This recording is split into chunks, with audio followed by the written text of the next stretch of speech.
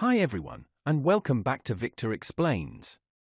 In today's video, I'll show you how to fix the error failed to lock the main memory file, or an error occurred while restoring the virtual machine state from file, and also an error caused the resume operation to fail, all in VMware Workstation.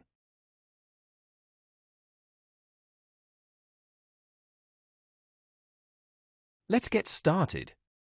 First, go to the window error message, then copy this file path shown in that message.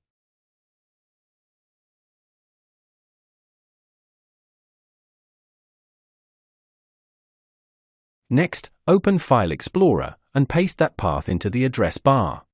Now, remove everything after your VMware Virtual Machines folder name, leaving just that folder path, then press Enter.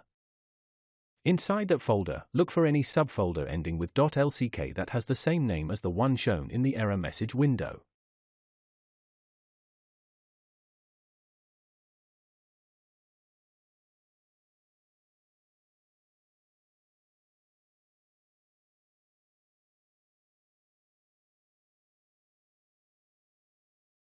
Once you find it, simply delete the .lck folder.